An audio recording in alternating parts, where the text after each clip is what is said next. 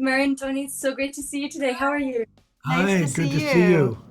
I feel so lucky to be part of this junket. I can't believe I get to speak with one of my favorite casts on TV ever today. Oh, Yeah, thanks. I wanted to start by asking you, how did you say goodbye to these characters? Because when you have so many years talking the way they talk, their mannerism, can you ever really let go of them? Oh, it's hard to let go of these particular characters. And I found I've done a couple of other jobs since we wrapped. It's funny because I would get through a scene and the director would come over and say, "You can slow it down a little bit," because I just got into this habit of barreling through Yeah, the time. yeah. Don't be afraid to just take a moment here. Right. So it's sort of still living inside of us in that sense. Yeah, it's we got particularly attached to these relationships and these characters. Yeah. Yeah. The goodbye, I haven't really completely done. I mean, we had moments of different levels of goodbye. It was like a goodbye to the set. I think they closed down our apartment, which is like the greatest apartment I've ever lived in. And I did, before they sort of shut the doors, by the way, did you know they barricaded and when you they wouldn't let us go back for that last couple of weeks? Because I tried to sneak in again and have a private time and they're like, no going in. It was like a condemned thing or something. I think they thought everyone was going to steal too many of the props or something. But so I had exactly, they're like, yeah. But I had little moments of saying goodbye that were sort of quiet moments and then talking to different people and connecting. But the cast, really, we don't want to say goodbye to each other. And so we're on group chats with each other and always trying to find when the next big event is happening in someone's life. Rachel was off Broadway and now she's moving her show to Broadway. And I was already thinking, as soon as I heard the great news, I was like, so we'll have to go to the Broadway opening night. We'll have to tell her she needs to come up with 20 tickets for all of us and our significant others and all the rest. So, I hope we'll be kind of like the real family that we've become. I hope we'll be there for each other for the rest of our lives, I hope so. And if I ask you to choose one scene between, because your on-screen relationship is also one of my favorite ever. If I ask you to choose one scene between Abe and Rose, their marriage, do you would like fans to remember, forever? Which one would it be and why? Oh boy, I would have to say the scenes we did in Paris. A couple of those scenes in the apartment when Rose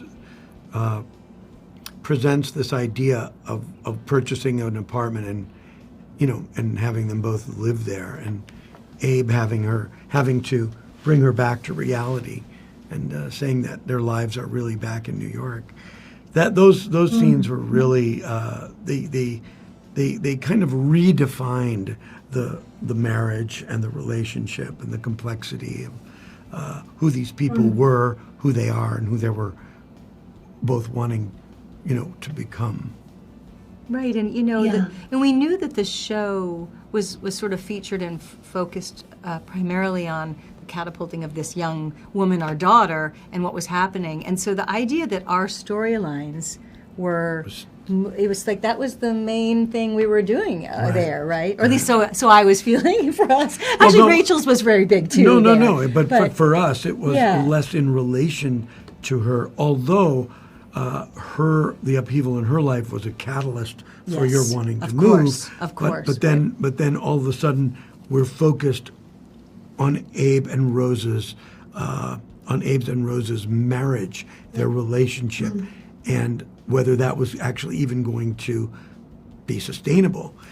And so that was slightly separate from Rachel's trajectory, from Midge's trajectory. And I'm going to throw out something about Catskills, which is that, and I think I've said this sounding like I'm being sort of silly, but I think that the idea of summer camp for people in life. I have a lot of friends that did summer camp all throughout their childhood until adult, and then they turned it around and had their own children go.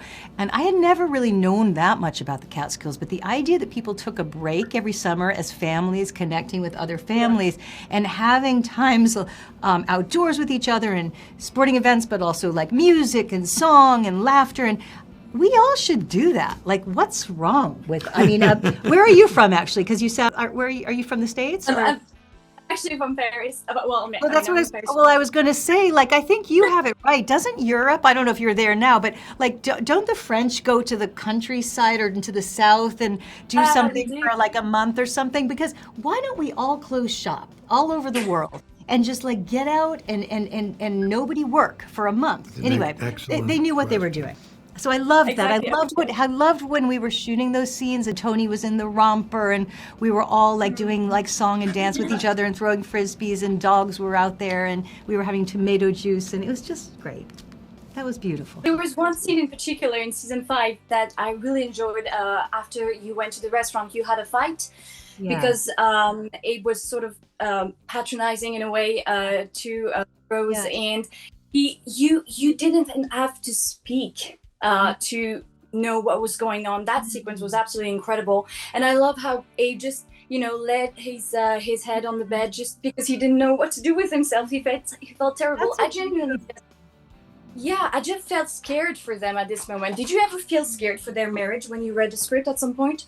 I love the scene that you're talking about. I haven't seen it yet, but I remember when Tony was shooting it, and I remember a moment which I haven't seen yet in its finality, but when you took the rose petals, that you went out and got them and sort of let them come down, it was so heart-wrenching. It was so, like, you didn't know what you were doing, and it was so sweet, his attempt at connection, the way all of us in life have had some beat where we do it completely wrong when we try and like apologize.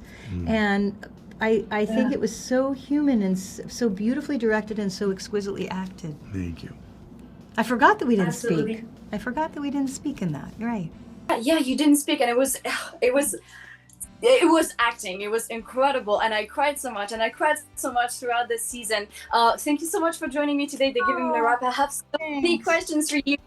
Tony, I believe you will be in Cannes next week for the festival. Yes, we're I think all going to be the whole there. group is going to be there. Did you know that? The whole group is... Yeah, are you going to be there too? Will you be there? Yes, I am. We'll You see must come over and say hi to us. You promise? Because come over and talk to us because we don't have very many people. I don't know anybody there. So honestly, I don't know anybody there. Okay, come over and spend time with us. Okay, You know Promise. us. Yeah, you know us. So we'll have to bond. Great. I will absolutely. I'm looking forward to it. Thank you so much. Have a great rest of your day. Okay, great. Bye. Thank you. Bye. Thank you. Oh, that's absolutely.